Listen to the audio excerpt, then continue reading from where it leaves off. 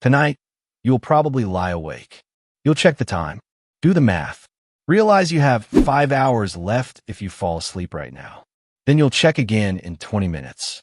You'll wonder why your brain won't stop, whether something is wrong with you, whether you're just one of those people who can't sleep. Here's what's interesting. Ancient humans never had this problem, not because their lives were easier. Their lives were objectively more dangerous, more uncertain, and more exhausting than yours. No controlled environment, no safety, no certainty that they'd be alive in the morning. And they slept better than you do. Something changed, and it wasn't them. In 2015, a team at UCLA, led by Jerome Siegel, published a study that nobody in the sleep industry wanted to discuss.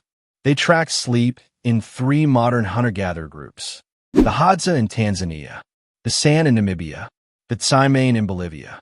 People living as close to the ancestral human baseline as still exists on this planet. The results were not what the researchers expected. These groups slept 6.5 to 7 hours a night. Not 8, 6.5. They went to bed hours after sunset. They woke naturally before dawn. And their sleep efficiency, the ratio of time actually asleep to time lying down, was among the highest ever recorded in any human population studied. Almost zero insomnia. Let that sit. No controlled environment. No temperature regulation. No mattress with a warranty. Sleeping in groups, on the ground, with an entire living landscape making noise around them. You have a dedicated room, climate control, blackout curtains, and a mattress engineered by people with PhDs. And you are exhausted. Part of what they had was each other. For almost all of human history, sleep was not something you did alone. You slept near other people. Bodies shared warmth. Someone was always partially awake, always partially alert. The group was never fully unconscious at once. This wasn't just a practical arrangement. It had a direct effect on the nervous system. Cortisol, your primary stress hormone, drops faster when you sleep in proximity to other humans. Your threat detection systems quiet down because the social group is doing part of the work. Your biology is calibrated to feel safer when other people are present. You sleep alone in a sealed room and then wonder why part of your brain refuses to fully let go. There's something else they had that we stopped entirely. They didn't sleep in one block. Before the Industrial Revolution, virtually everyone who left written records described sleep in 2 distinct phases. The first sleep, the second sleep. You went to bed when it got cold, slept for 4 or so hours, then woke naturally. Stayed up for an hour, sometimes 2. Used that window for quiet conversation, for tending the fire, for thinking. Then slept again until dawn. The historian Roger Kirch spent 16 years collecting references to this pattern. He found hundreds in medieval literature, court records, personal diaries across multiple cultures and centuries. It was the default human sleep architecture for as long as records exist. We didn't lose it because it stopped working. We lost it when gas lighting arrived in the 1800s. The night stopped being dark. The hours between first and second sleep, the quiet, reflective window that was once completely normal, became hours that could be productive, could be sold. The natural pattern was reframed as a disorder. We invented insomnia by eliminating the conditions that made waking in the night ordinary. Then came the light bulb, and everything else. Artificial light after sunset does one specific thing to human biology.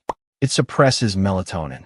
Melatonin is the chemical signal your brain uses to shift into sleep mode. It rises as darkness falls, peaks in the deep of night, drops before dawn. Blue light from screens is particularly effective at blocking it. Your phone at 11 p.m. is sending your brain the same signal as noon sunlight. Your body isn't malfunctioning. It's responding correctly to the signals it received. You gave it the wrong signals. Then there's the alarm clock. Research from the University of Munich found that most people who use alarms wake before they are physiologically ready. What gets less attention is that anticipation alone triggers a cortisol response. Your body begins flooding stress hormones up to 30 minutes before the alarm sounds, bracing for the shock. Ancient humans woke when their biology said to. Cortisol rose gently, ahead of dawn, aligned with light. Your day starts with a manufactured stress spike. Before you've opened your eyes, the sleep industry isn't wrong that the problem is real. They're just selling solutions to a problem that was designed in upstream. What actually worked for the previous 200,000 years of human existence required nothing you could purchase. Darkness. Real darkness, starting at sunset. Temperature drop through the night. Other people nearby.